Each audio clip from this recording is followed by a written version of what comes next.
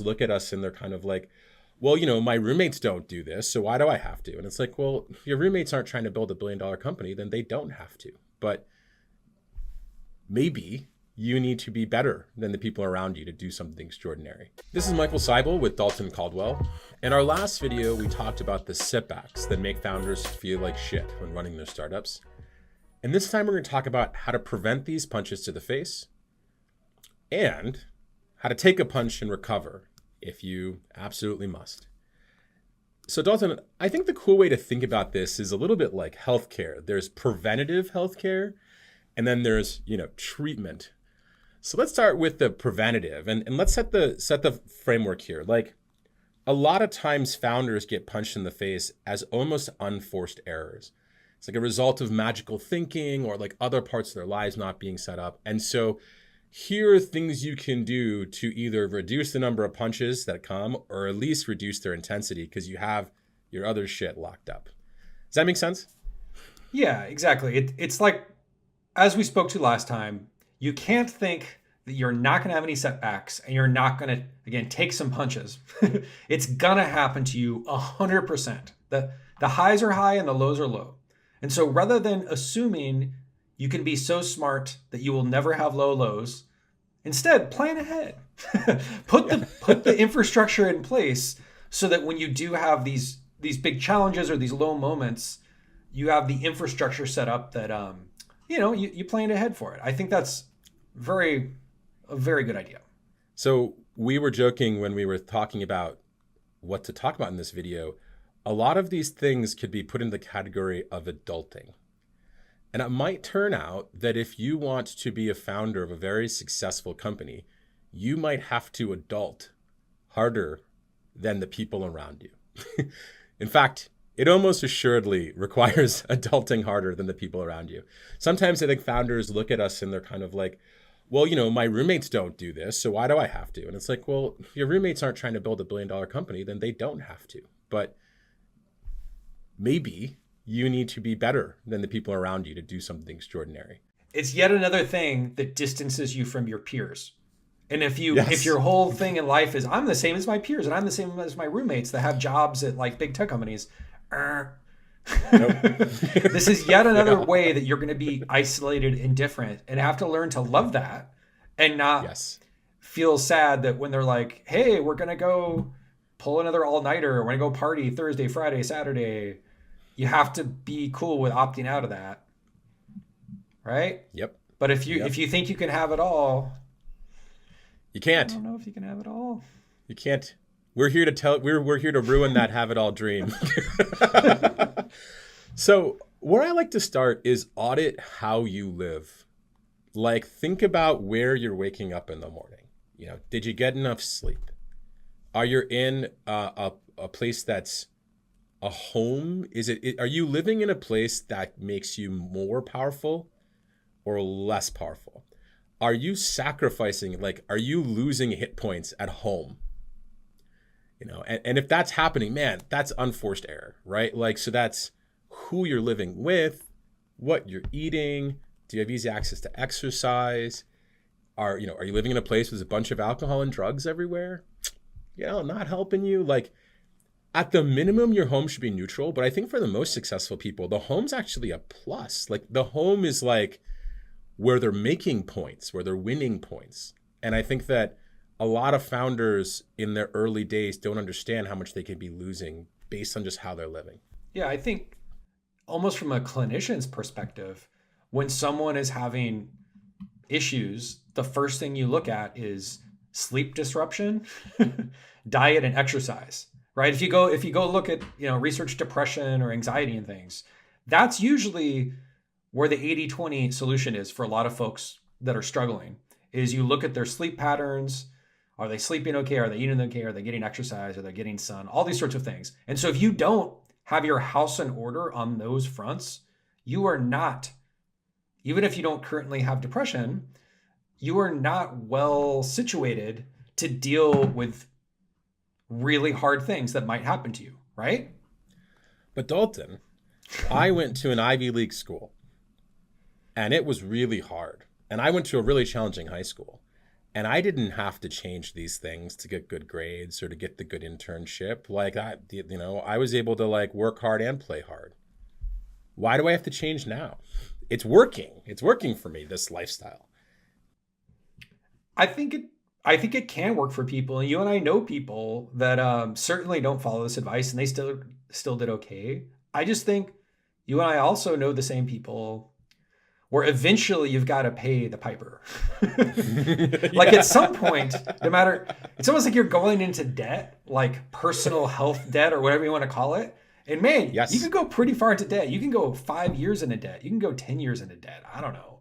But at some point, the debt comes due where you can't hold it all in anymore. You can't hold the whole world on your shoulders. And I think what we're just trying to say is if you start off with good habits early, you're not going to incur this massive debt that one day causes you to have like a breakdown or a meltdown, or again, whatever you want to call it.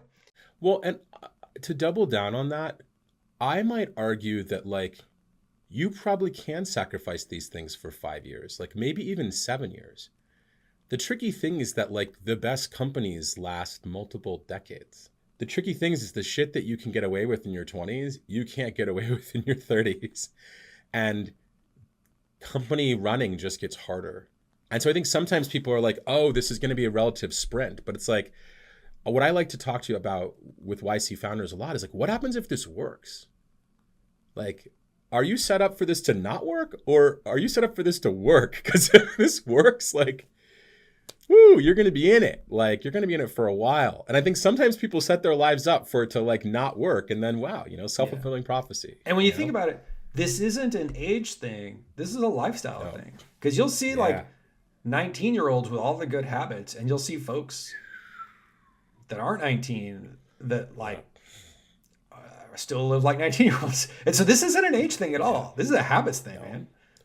Well, and you'll even see successful people with good habits lose them and then wonder why they can't succeed again, right? It's like even just having these habits doesn't mean you keep them. So, okay, so that's your, physical lifestyle setup.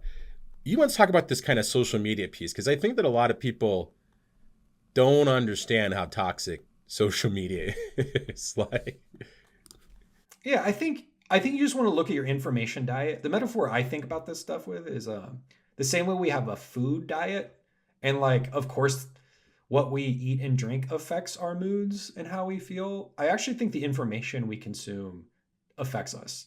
And if you think about, again, like myself, all of us, when it's a really heavy time in history, when there's a lot going on, when I'm doom scrolling all the time, reading about pandemic news or war news or whatever, of course that affects my state of mind. Okay. And so to some extent, you can't completely stick your head in the ground about what's going on in the world. No one's saying to do that. But to the extent your social media habits make you feel bad or compare yourselves to people, or say you follow a lot of like investors and everything they're talking about is the investment market and who's raising and all of that. And this is just every day you're bombarding your brain with stuff about investor shit. Why? Why is that good? How is that helping you actually run your startup, reading what a bunch of investors say about the market all the time? And I think people are surprised that like successful founders like explicitly block social media. They do crazy things like, they grayscale their phone so it looks less interesting. They turn off notifications. They're aggressive users of like screen time, like tracking. Like they actually pretty aggressively audit this stuff.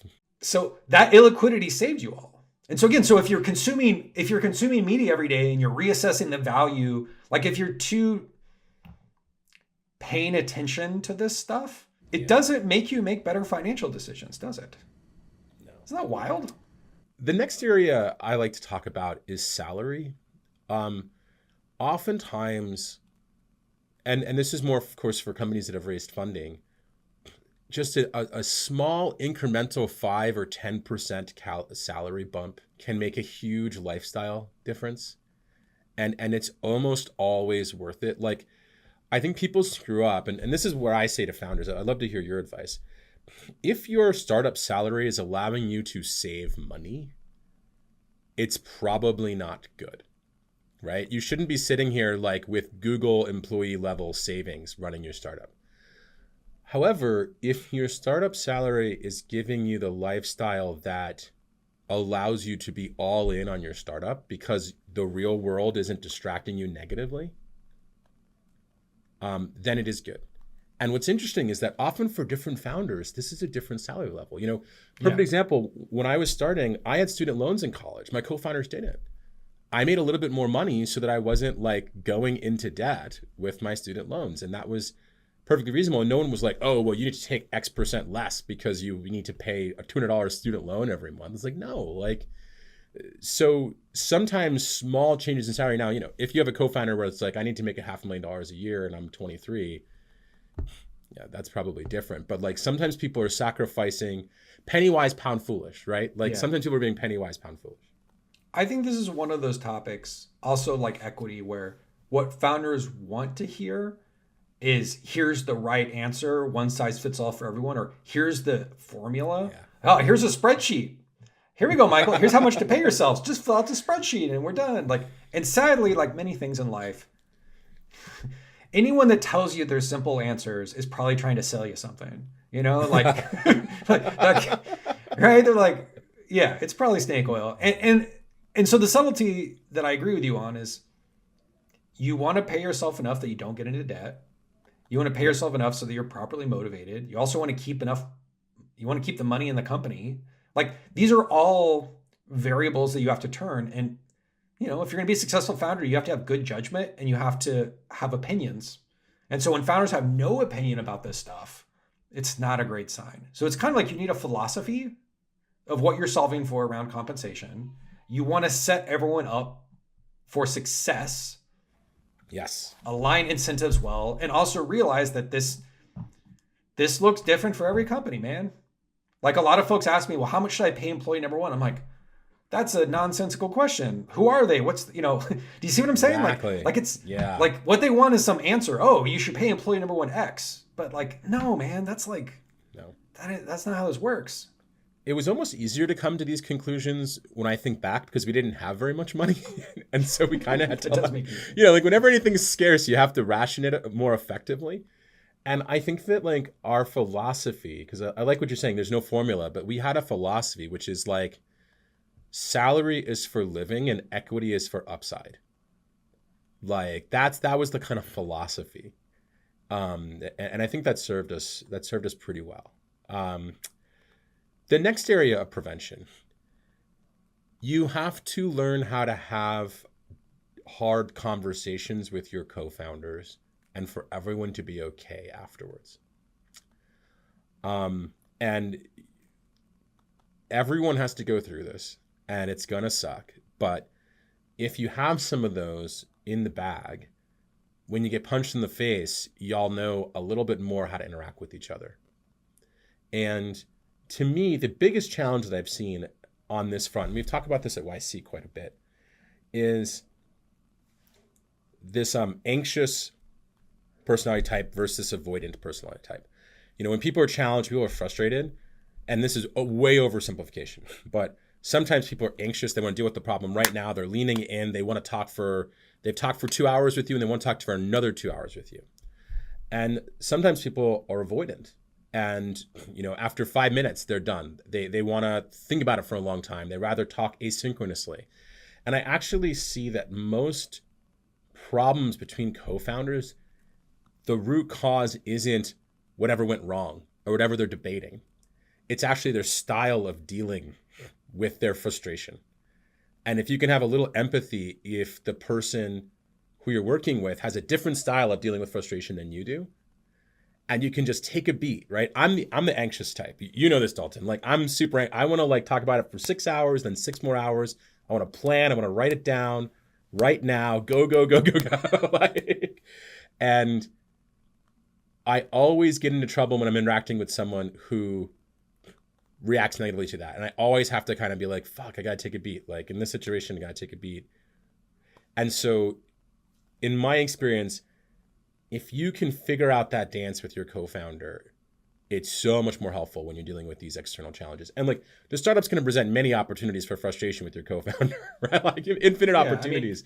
It's like the whole topic today, which is eventually you're going to take punches. You're going to have setbacks with your startup. Eventually you're going to have conflict with the co-founder. 100%. 100%. Like, and the thing that you're disagreeing about isn't even the thing. Like, who cares? It's noise, yeah. Right? Like, oh, it's like roommates. Oh, did you put the dishes away? Or like it's not about the thing. And like, it's not about who's right or who's wrong. And it's funny because a lot of people want to ask us advice about co-founder stuff, but what they want is us to agree that they were right and their co-founder's wrong. You love that. They're You're like, wrong. Dalton, can I tell you about this situation? Basically, I'm smart. My co-founder's dumb. What do you think I should do about it? Like, it's always, and it's like, no. I'm not going to take the bait on that. I'm sure like the actual thing that you need advice on, a thing to work on is the meta conversation, which is like, how do you deal with conflict so that people feel good when it's over? Yeah. Otherwise, whatever not cleaning up your dishes or taking the trash out, whatever the equivalent of that is in your co-founder relationship, eventually it's not going to work out, man. Right? You got to have tools because there's going to be more issues. Well, I think that's what's fun about this one is that like early stage founders argue about the dumbest things, that there's almost infinite opportunities to practice this dealing with frustration of your co-founder. Like it is like a roommate relationship. There's infinite opportunities before something that's a real whammy comes. So like take those opportunities, like please take them. Do you have any more on the preventative side before we move to treatment? I think it's just this expectation setting. I think so much of life is expectation setting, where setting expectations for yourself, setting expectations for people you work with about what to expect.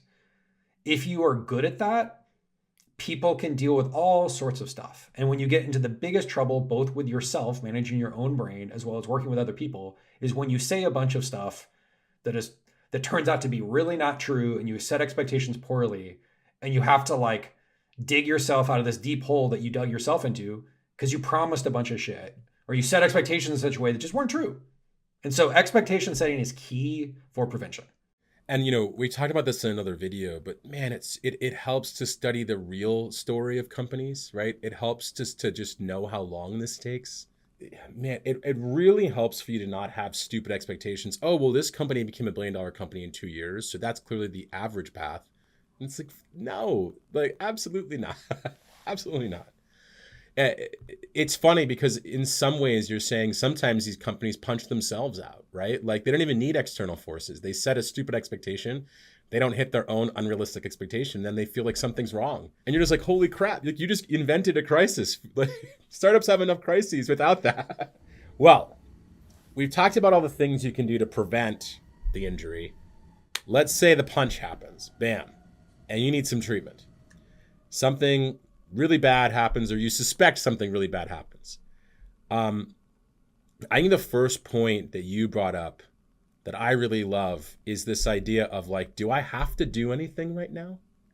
Like, talk about that a little bit more. Yeah, I think I learned this as a founder the hard way, which is when something bad happens, you want to immediately like make a move. You want to like call a meeting, or you get an email with bad news in it. You want to hit respond, and like in the moment of fight or flight when your adrenaline's pumping, you're like, how dare you, sir? You want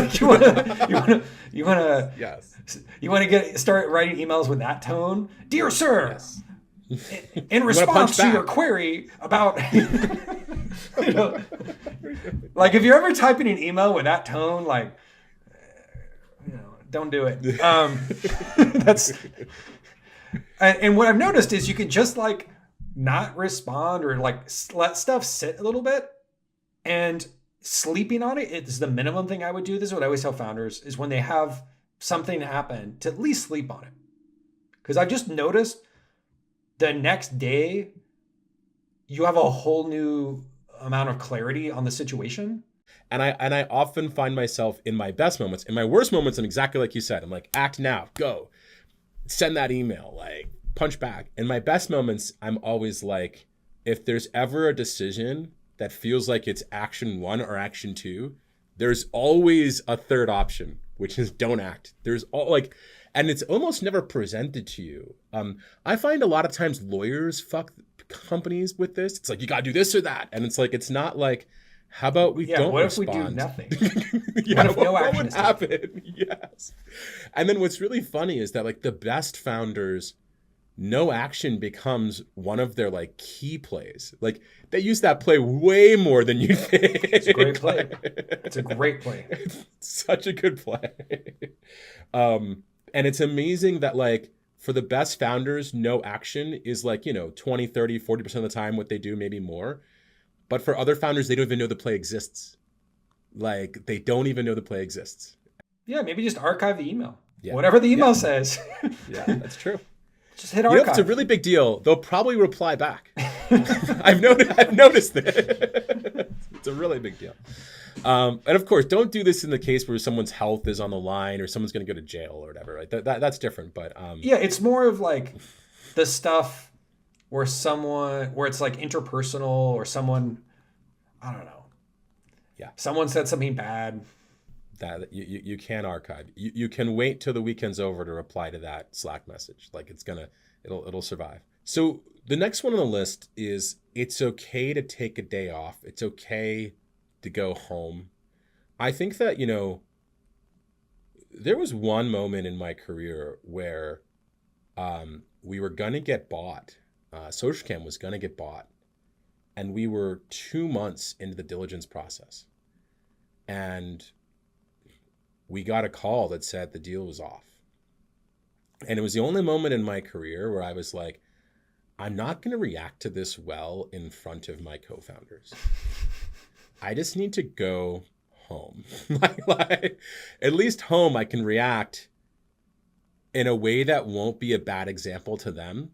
Because they're going to look at my reaction. They're going to be like, are we fucked? And if I'm looking like we're fucked, like, that's not helping, When the general's like pulling their hair, being like, this looks horrible. We're going to die. Like, it's not good. It's not good. And man, like going home, hanging out with, at the time was my girlfriend, but then, later became my wife, like taking that day, the next day I could kind of bring a better Michael to the table. Yeah, right. Like that was a big thing. That was a big thing. I was thinking about this in the context of like, when things go bad, there's a certain set of people you should probably be hanging out with and a certain set of people you probably shouldn't be hanging out with, right? Like, how do you think about that? Yeah, I mean, again, I have my personal experience and I have all the data points we have across YC founders. And you just sometimes see people that are taking punches and having a hard time. And there's some really amazing people that you can hang out with that support you and tell you you're okay and validate your experience and like let you take space for yourself and like all this good stuff. And like these are great people to have in your life.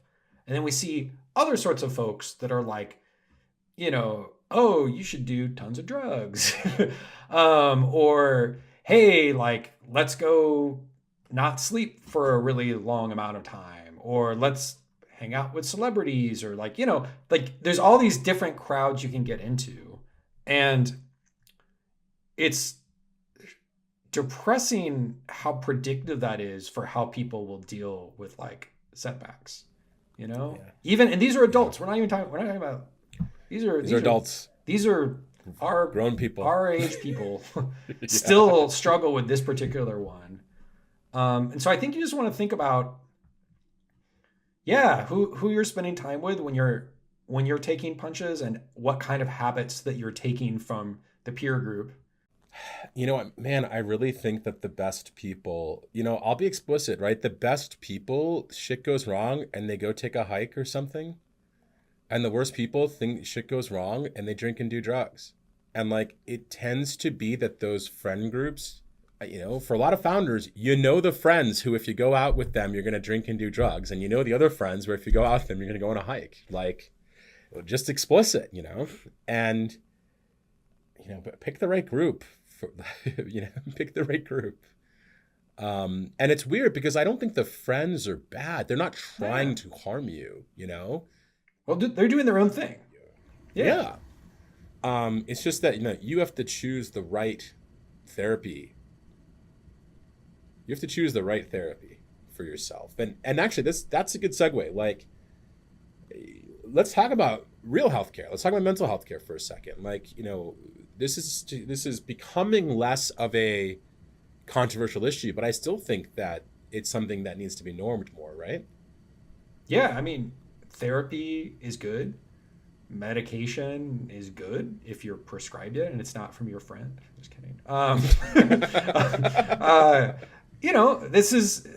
This stuff is destigmatized and it's important. And like a lot of founders struggle. I think it's the ups and the downs exacerbate this stuff. And again, the stuff I said earlier, sleep disruption, stress, all these other things exacerbate it. So, sometimes that is the appropriate thing to do here. So you should do it and not think you're too tough or whatever reason it would be that you wouldn't use these things as a crutch. I've noticed the people that aren't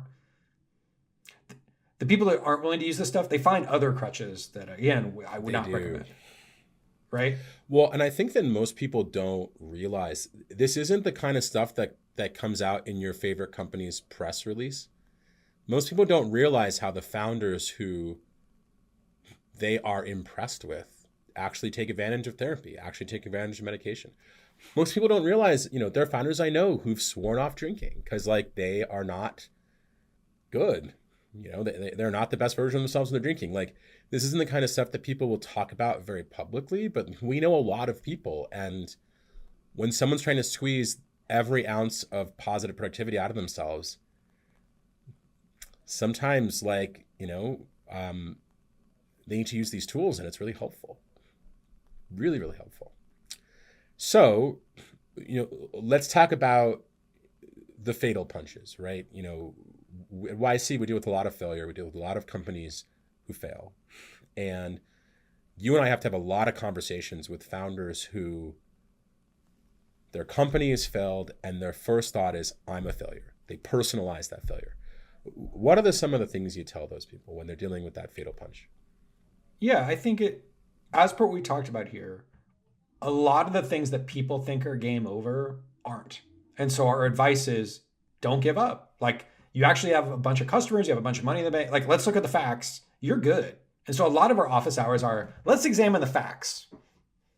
Fact, fact, fact, fact. Great. You're fine. However, sometimes we look at the facts and you're not fine. And it doesn't help you. Like, you don't need a pep talk to keep going. And it actually is probably the right thing for you to not keep going. Because at the end of the day, this is your life. You only have one of them. And messing up your life in a permanent way, your savings, your family, your friends, whatever it is, don't do that. And again, I know it can be confusing out there because we get bombarded with messages. Oh, but you say you never give up, or you say, yeah, it's confusing. Not that easy. It's not that easy. It's complicated. Yeah. It's complicated. So I think you need to actually, with as clear, objective ways as you can, be able to know when it's not working and that it was a fatal punch and that, yeah, you should not do this anymore. Like sometimes you see people get into like debt where they owe a bunch of people a lot of money and then they shut down and they ripped off all of their suppliers. Again, you know what I'm trying to say? Like you fail in such a way that you hurt a bunch of people, not just yourself. Not good. Don't do that. Well, I think that this is what's tricky is that I think someone needs to be out there saying that these aren't the things you have to put on the table to win. Yes, when you're working hard, you're going to probably have to spend less time with your family or friends. But you don't have to put those relationships, you don't have to sacrifice those relationships to win. In fact, they're a source of strength. You're working hard, you're probably not saving as much money as you would be if you're working another job, but you don't have to sacrifice all your savings. You don't have to go into extreme debt. Like, if you're working hard, like, you might not be able to get the salary that allows you to live in the apartment of your dreams. But like, if you have to crash on friends' couches, these things don't tend to have to be sacrificed to win. And so if you're taking these kind of one-way hard life hits, maybe the facts are set up. Yeah. And again, what's tough is when you're one of those folks, sometimes you could even be victimized by people that'll like keep bleeding you because that's their racket. And we see this a lot with struggling startups. All sorts of people will come out of the woodwork to sell you services or promise they'll connect you with investors or they'll help you fundraise or you name it. And it's like, it's kind of like moving to Hollywood to become an actor and it's not going well. All these people will, like, there's a whole underbelly of folks who exist to sell kind you of stuff. Rip off the people who aren't doing well. You know, to me, where I see this happen that's most tragic is with non-technical founders, because it'll be some dev shop or some, you know, if you give me your last dollar, I promise that I'll solve your problem. And it's and you see people writing checks for 20, 30, 40, whatever, 50 grand out of their personal checking account, their life savings, to some dev shop. Yes. That's like their whole business model is to rip. I shouldn't say rip off, but like, they're like, yeah, cool. Like whatever, like just as long as the check clears, we'll do it. You know? Yeah. It's pretty depressing. It's really depressing. And I think that like those founders, when we have this conversation, they like, hey, your startup failed. That doesn't mean you failed. You know, sometimes they just need to hear someone say that. Like, so often we'll talk about like, look at this person, their startup failed and they have another one that does well. Look at this person, their startup failed and they're not working as an executive at this really cool company. Like, these experiences you have are valuable to you, even if your company didn't work. You know, you learned 10x more than you would have learned otherwise, even if your company didn't work. And sometimes when we explain that silver lining, people are like, oh, you're right. You know, that's actually a fun part of the job. So there you go. Step 1, how to try to avoid the punches, or step 2, when they come, how to recover as fast as possible. Great chatting today, Dalton. Thanks, man. We don't play that. We don't play that. We don't play that. G-Unit. We don't play around.